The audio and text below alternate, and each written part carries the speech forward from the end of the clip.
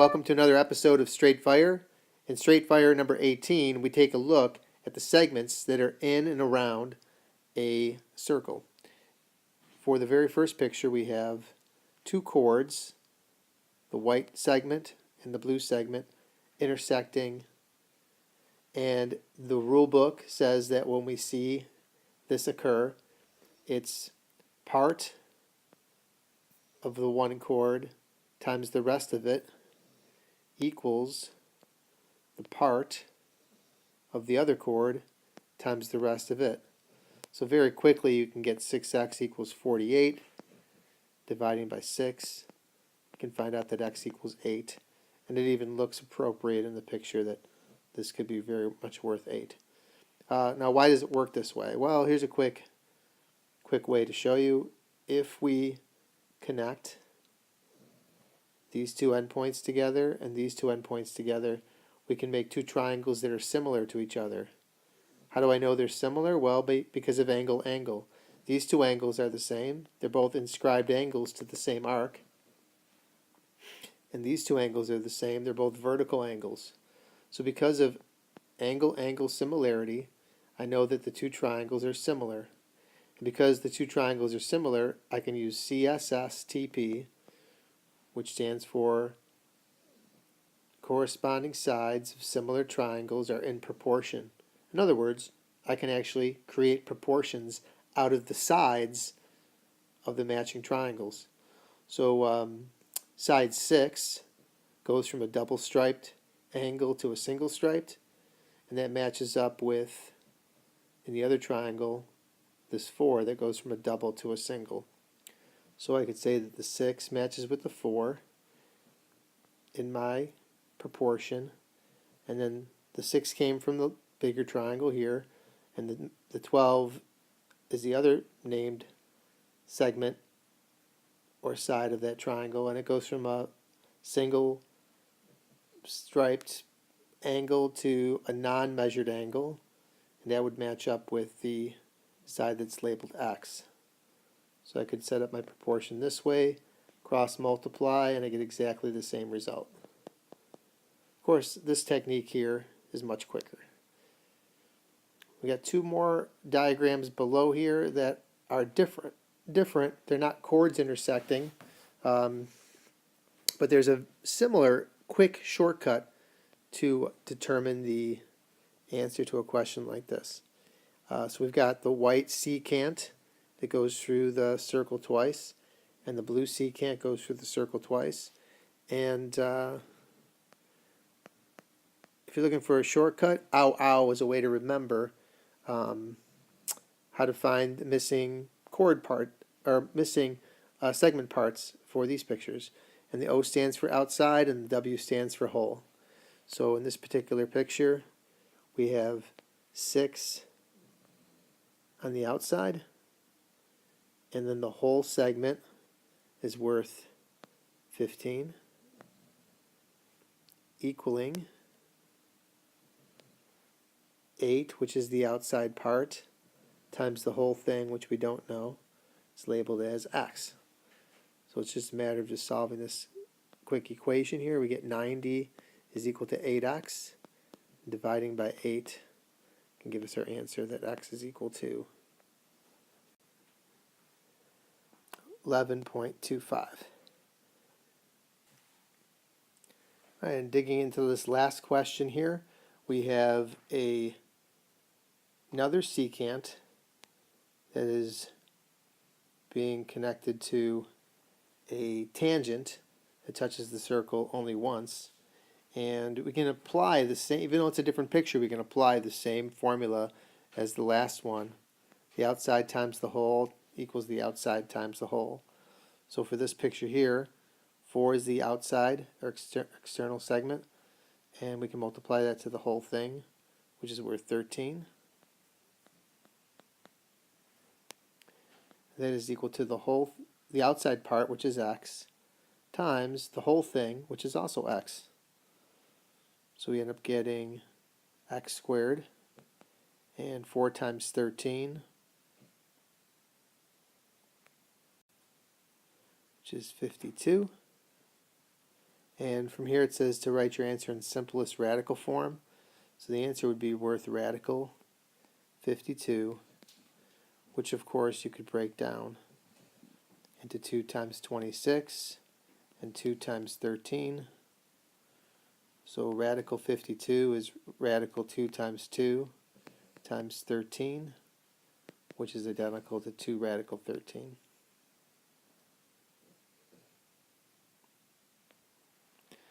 All right, moving on to the last page here.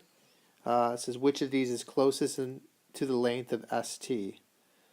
Well, they're giving me some choices to work with. I can't always rely on the questions being drawn to scale, but looking at these choices right off the bat, I would say that it's probably not choice D, just by the looks of things, and probably not choice C as well.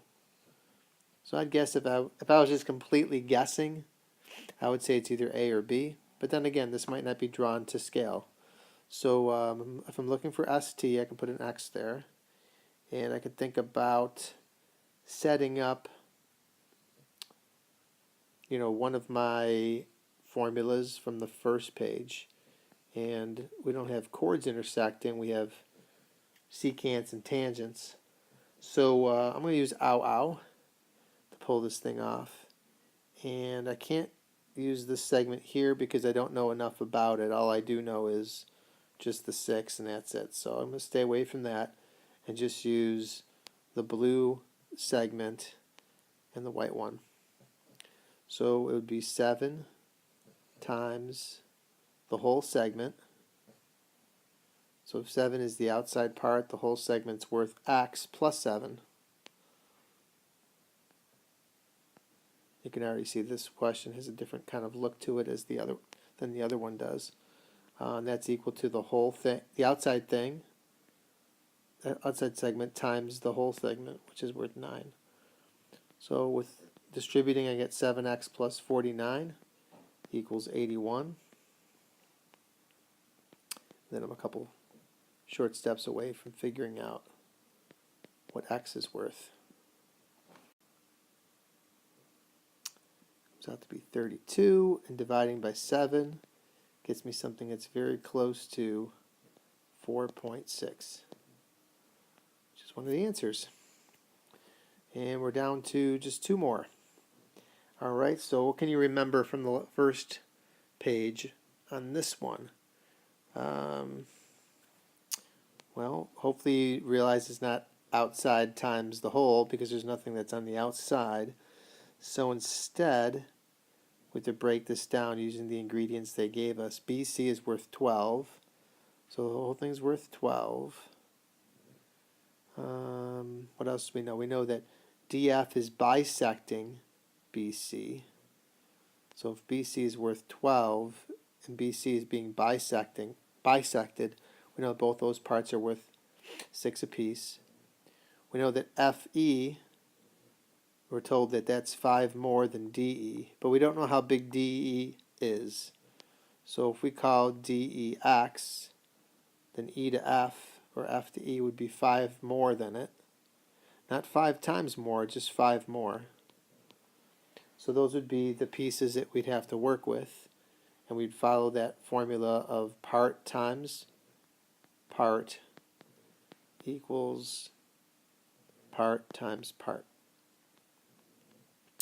When you distribute the x through, you see we've got a quadratic equation that we just can't isolate the x squared with because of the 5x being there. We're going to have to solve this using some methods from algebra,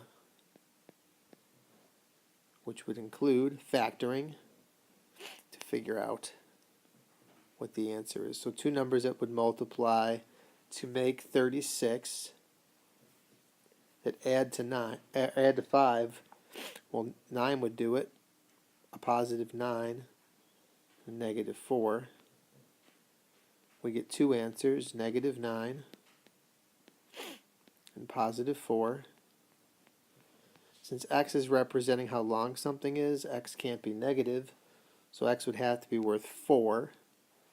And this has got a trap involved because 4 is one of the answers, but if you take a close look at what they're requesting, they're looking for FE. So FE is not 4.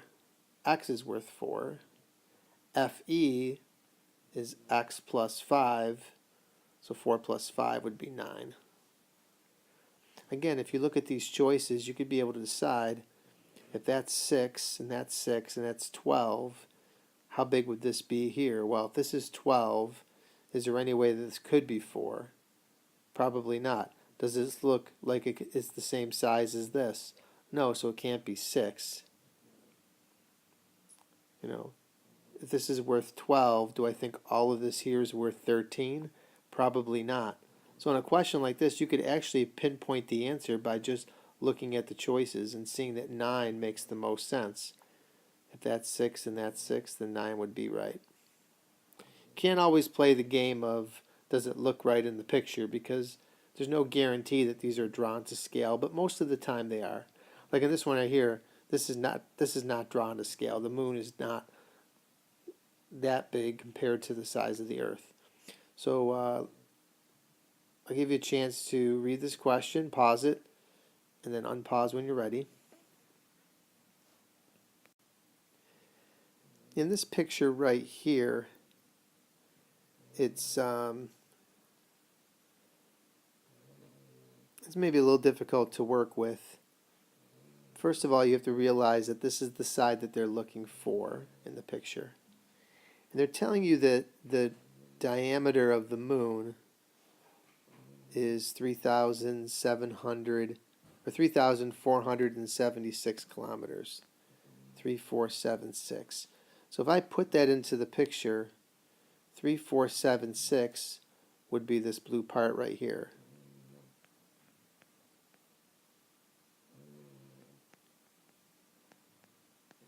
But I also know that it's also 3476 for that blue part. Oh, by the way, you might be hearing my dogs snoring in the background. That's a little added bonus for today. For her and for you. All right, so in this picture right here, I'm looking for this side, and I've got 2 sides completed. I've got this entire side here, which would be 387,476. And I've got this side here is 3476. Well, if this was a right triangle, I'd be in good shape because I could figure out how big x is. And I can, because I know that that's a right angle, because the tangent will always make a right angle with a radius that touches the same point as the tangent does. So in this case, here's just a gigantic Pythagorean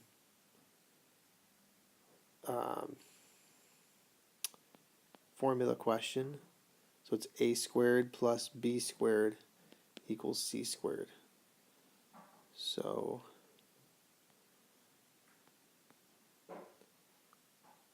it's a very large C, and of course I'm going to need a calculator to knock the rest of this out. So very quickly I'm going to square this on my calculator, square this, and then subtract this from this. And after doing all that, I end up getting something that's very large. So large, at least on my calculator, that it's written in scientific notation. 1.50 approximately times 10 to the 11th power. Well, that's about to change into a number that's not as drastically large, because I'll have to square root that. So once that's done, I end up getting a number that seems right in the picture. 387,460.41. Asks me to round to the nearest kilometer, and that would place me exactly at that value there for x. Alright, so as we see in these examples, there could be really one of three possible situations involving these segment lengths. We've got that part times part, we got the outside times the whole formula, and then we also have potential to use Pythagorean theorem when it comes to working with these segments. This is just a quick slingshot through some of the work that we're doing in geometry with circles, but these are some potential type questions that you might see. I'd say most likely, especially on part one.